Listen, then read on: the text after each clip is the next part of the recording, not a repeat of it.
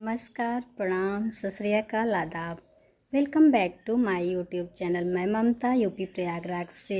I hope आप लोग बहुत ही अच्छे होंगे, खुश होंगे, अपने अपने कामों में व्यस्त होंगे।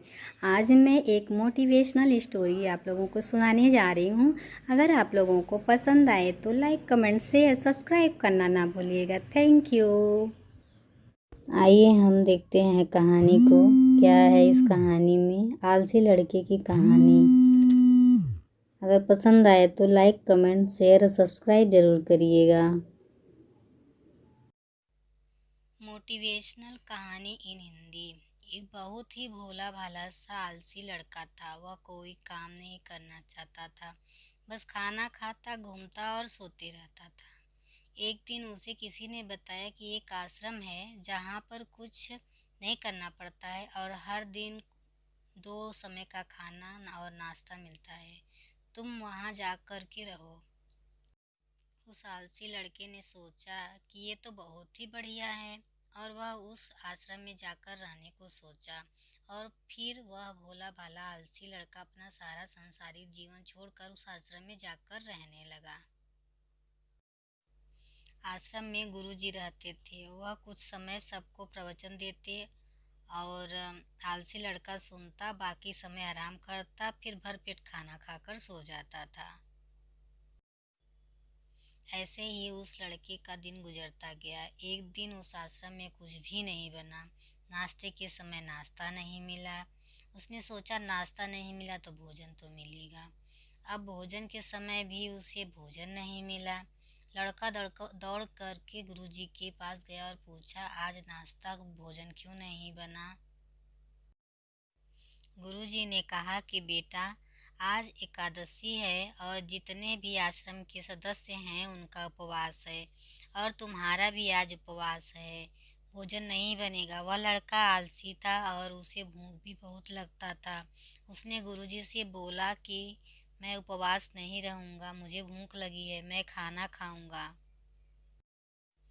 गुरुजी ने बोला, ठीक है, जाओ भंडारे में से सामान लेकर के आओ और आश्रम में नहीं बाहर ले जाकर के बना लो। लेकिन याद रखना, भोजन बनाने के बाद सबसे पहला भोजन भगवान को लगाना, फिर तुम प्रसाद खाना। वह लड़का बोला, ठीक है, और फिर अनाज लेकर नदी की ओर पहुंचा।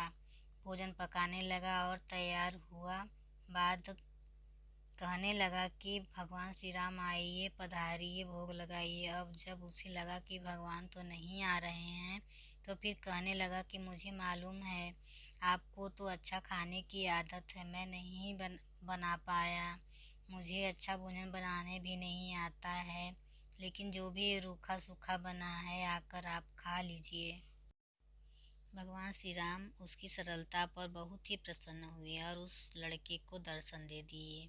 उसने देखा कि भगवान श्री राम आए हुए हैं और उनके साथ में माता सीता भी आई हुई हैं। लेकिन लड़के ने सिर्फ 2 लोगों के लिए ही भोजन बनाया था, एक अपने लिए और एक दूसरा भगवान के लिए। और वो क्योंकि भगवान के साथ माता सीता भी आई हुई थी तो उसने उस भोजन को माता सीता और भगवान के सामने ग्रहण करने के लिए रख दिया। भगवान श्री राम और माता सीता ने भोजन किया और उसके बाद जब वह जाने लगे तो यह भोला सा लड़का बोला कि प्रभु आप आए, दर्शन दिए, बहुत अच्छा लगा।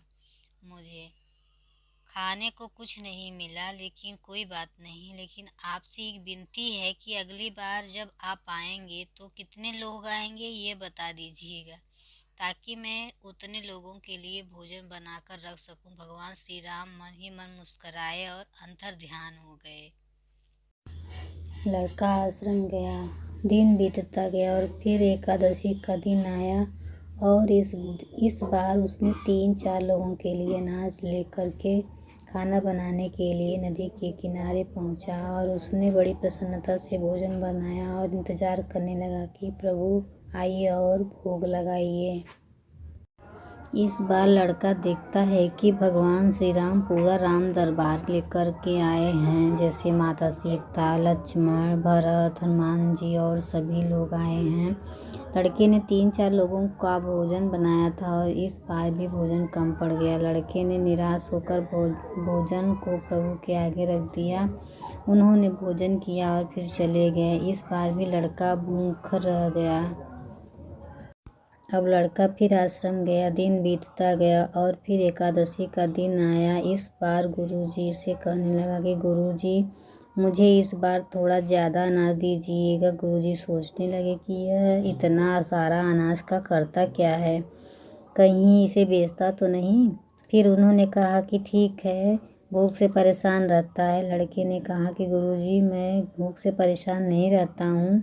प्रभु के साथ बहुत लोग आते हैं, उनको भी भोजन करना पड़ता है।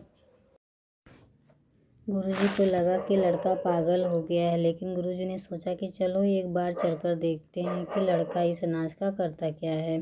वह भोला सा लड़का अनाज लेकर के नदी के किनारे पहुंचा और इस बार भोजन बनाया नहीं। उसने सोचा कि प्रभु हर बार ज़्यादा लोगों को लेकर आते हैं, इस बार वह जितने भी आएंगे खुद बना करके भोग लगा लेंगे। और फिर प्रेम से प्रभु को बुलाने लगा।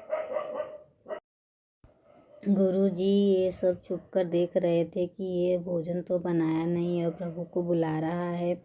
लेकिन लड़के ने देखा कि इस बार प्रभु के साथ बहुत से लोग आए हुए हैं, तो उसने प्रभु के सामने हाथ जोड़ करके कहा कि प्रभु माफ़ करना, आप बहुत सारे लोग आते हो, मुझे संख्या पता नहीं होती है और मेरी हिम्मत भी नहीं होती है कि इतने सारे लोगों के लिए भोजन बनाऊं। आप स्वयं आइए, बनाइए, खाइए और भोग लगाइए। प्रभु मुस्कुराते हुए अपने साथ सभी आए लोगों के साथ मिलकर भोजन बनाते हैं। गुरुजी ये सब छुप करके देखते हैं और फिर लड़के के पास आकर के कहते हैं कि तुम ये क्या कर रहे हो। लड़का कहता है कि गुरुजी, आपको दिख नहीं रहा है कि भगवान श्री राम पधार चुके हैं और माँ सीता आई हुई हैं, हनुमान जी आए हैं और सभी लोग आए हुए हैं, भोजन बन रहा है। गुरुजी ने बोला कि पागल हो गया है, मुझे तो कोई नहीं दिख रहा है। लड़का गुस्सा हो गया और बोला, प्रभु आप ये क्या कर रहे हो, एक तो मुझे भूखा रखा है और गुरुजी को दर्शन नहीं दे रहे हो, जो मुझे पागल समझ रहे हैं। कृपा करके गुरुजी को दिख जाओ। भगवान बोले, नहीं, मैं इन्हें नहीं देख सकता। लड़का बोला, क्यों नहीं देख सकते हो, मेरे गुरुजी तो बहुत महान हैं, बहुत बड़े ज्ञानी और ज्ञाता हैं। भगवान बोले, हाँ, ज्ञानी और ज्ञाता होंगे, लेकिन तुम्हारी तरह सरल नहीं है। जो सरलता तुम में है तुम्हारे गुरुजी में नहीं है। लड़के ने ये बात गुरुजी से कह दी कि भगवान श्री राम कह रहे हैं कि आप में सरलता नहीं है, आप मेरी तरह सरल नहीं हैं, इसलिए आपको नहीं दिख सकते। गुरुजी की आंखें नम हो गईं और रोने लगे और बोले कि बिल्कुल सही कहा, मेरे अंदर तुम्हारे जितना सरलता नहीं है। और फिर माफ़ी मांगने लगे। फिर भगवान ने गुरुजी को भी दर्शन दिए। ये कहानी हमें सिखाती है कि जीवन में सफलता सबसे आवश्यक है। जितने सरल बने रहेंगे उतना जीवन में आगे बढ़ते रहेंगे। जब आप सरल होते हो तो आप खुद भी मुस्कुराते हो और दूसरे को भी मुस्कुराने की वजह देते हो। इस कहानी में तो ये सीख दे रही है, लेकिन हम लोग ऐसा कहाँ करते हैं। अगर आप लोगों को पसंद आए तो लाइक, कमेंट, शेयर और सब्सक्राइब ज़रूर करिएगा। Thank you.